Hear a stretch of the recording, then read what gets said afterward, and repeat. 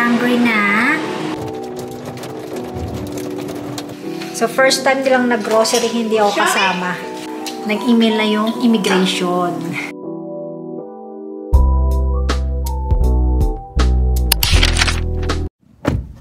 Dito tayo guys sa Simplicity Car Care. Ida-drop off ko tong sasakyan ni Mikey kasi re-repair nila. Finally, after almost a year, kasi nangyari yung hail storm noong August 5th.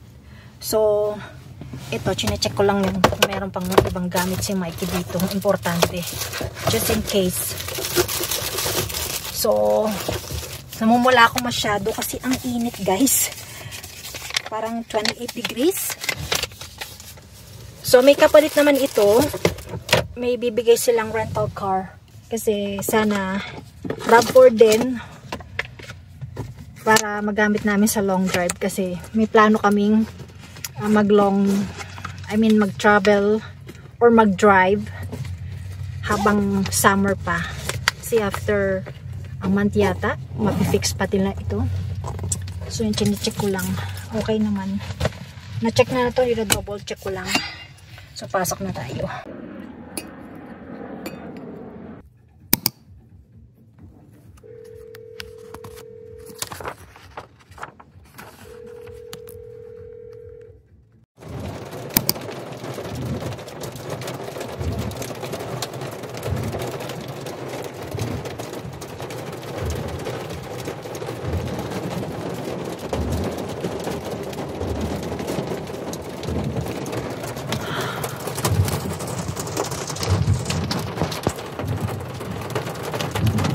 Bigla akong nangatal, nervous ako.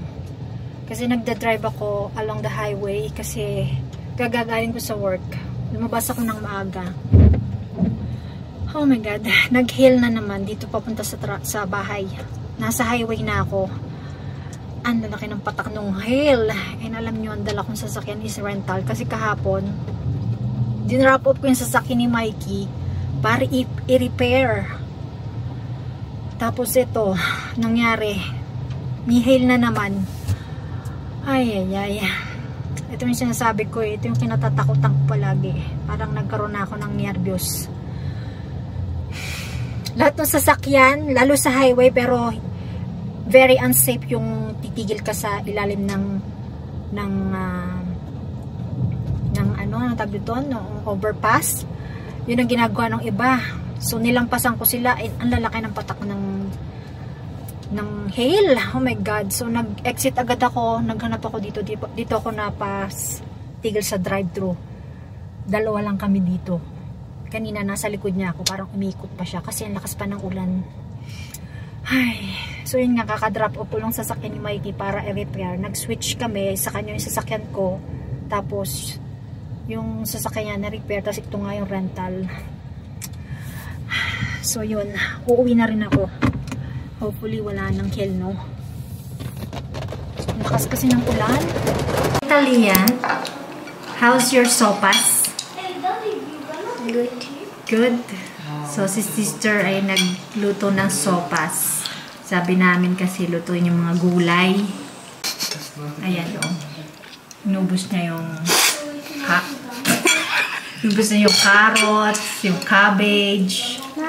Tapos nilagay na lang niya ng chicken. Hindi ba nilagyan ng sausage? Meron. Dalawang plaso lang.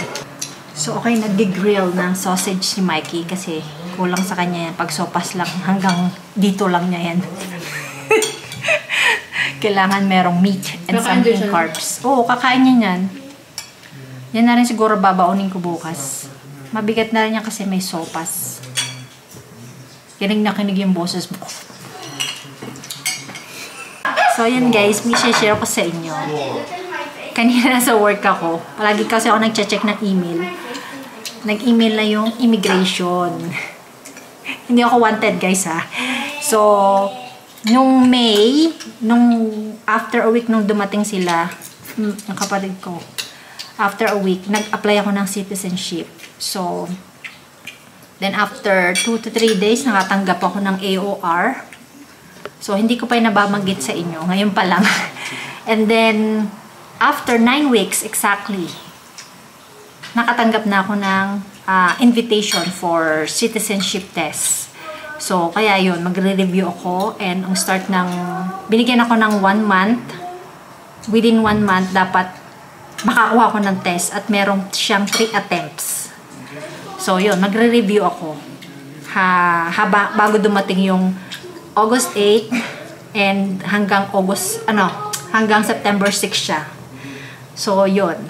After 18 years living and working in Canada, finally, kasi nung na-PR ako, 2015, sabi ko nung 2019, mag-a-apply na ako ng citizenship. Kumbaga, kinukumpleto na yung mga papeles ko, yung mga kagaya nung PSW kasi nag-aral ako kumuha ko ng certificate ng PSW, tapos yung mga, basta nililista ko, and then, end of 2019 yata yun, inaglista pa ako kasi dumating yung COVID. So, sabi ko, saka na nga. And then yun, nagka-COVID 2020, 2021, hanggang 2023. Parang nawalan ako ng gana kasi ang daming restriction. So, sabi ko, saka na nga lang kasi hindi naman yung priority ko. Yung paghigop niya ng sopas na narinig nyo, yun ang aking music background. So, yun, sabi ko nga, hindi yun ang priority ko. At saka, choice ko yun, na hindi muna mag-apply ng citizenship. So, ngayon, sabi ng kapatid ko nung dumating dito, mag-apply ka na nga. So, yun, pinasa ko na yung papel ko, yun. Thank God, mag-exam na ako this month. So, kukumpletuhin ko yung review work ko para makakuha ko. So, yun. Tingnan natin yung sausage ni Mikey, baka masunog.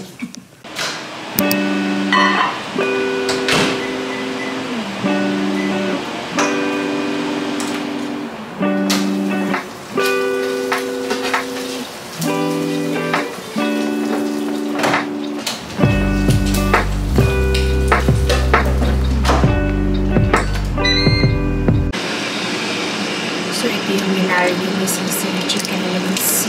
Tapos, nagluto pa ako ng rice. Tapos, tiniluto na kanina. Pork ribs. Nakainin ko na si Mikey kasi gutom na siya. And pati itong aking baby. Is hungry na? Are you hungry now? Go eat your dinner. Come on. Go eat now. Go eat. Good boy. What are you eating? Give me water. Here's your water. Please. Wow, too many groceries. Pang-barbecue na. Ang laki naman ng pakwan mo. Tapos yung strawberry, yung papangit ko, yung mga amag na. Oh, Hindi ko na binili. ang dami niyang binili. Sa sila, first time nila na grocery yung sila lang. Nagpunta sila sa Freestone. Ang dami nilang nabili. Kung ano-ano. Nakita niyong asawa niya yung mga Arab products. Kagaya nito. Ano to? Kanape. Kanafe daw, kanafe. Ewan ko, ano yan? At ito, rice. Couscous? Parang ganun. Oh, okay, yan. Saka Hindi tayo naka-rice. vegetables. Ang dami nabili. Tsaka ito. Ano to? Arab again? Ito yung... Are we gonna bring this sa camping? Oh, babe, look at this. Pork kebab. Like katanas, no? We're gonna put our kebab here. No, How much is this? I had kebabs. I had kebab sticks. How many? Huh?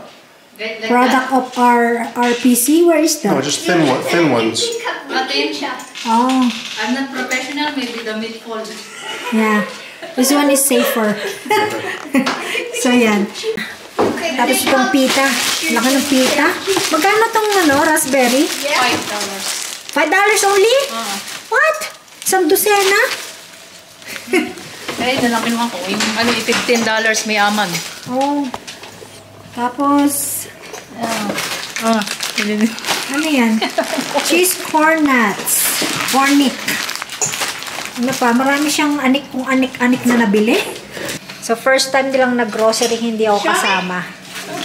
So, siya nga pala, sa weekend, sa Saturday, alis kami. Magka-camping kami sa Golden BC. Matibay.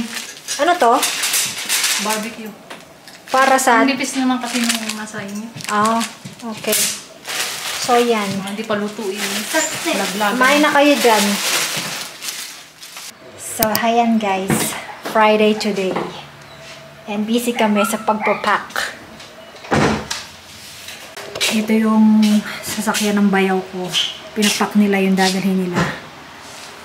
So, yan. Ito yung ating camping for 2025 first camping. Na almost matatapos na ang summer. So, we're going to buy firewood there, right? Huh? Firewood. Yeah, and I have about one bag in here already.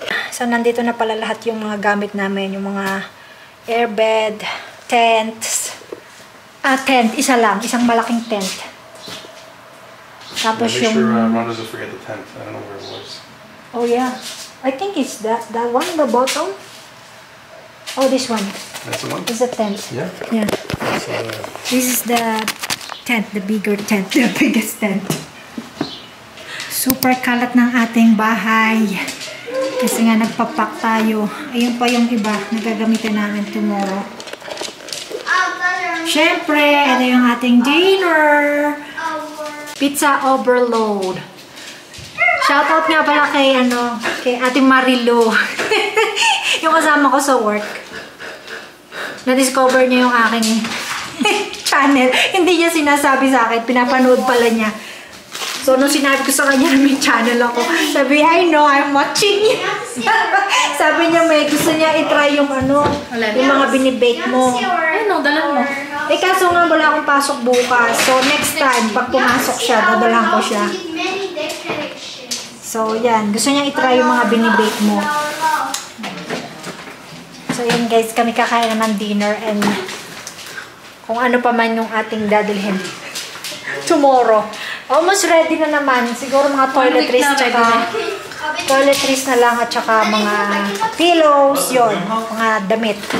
Sabi ni Mike, kayo, handa na ba kayo? Nahanda ko na lahat, prepare na lahat. Baka mamaya may nalibutan na naman kayo. Ayan ka na naman. Remy, are you ready for camping? You ready? This is your first time ever na magka-camping ka kasama kami. First camping ni Remy. Remy!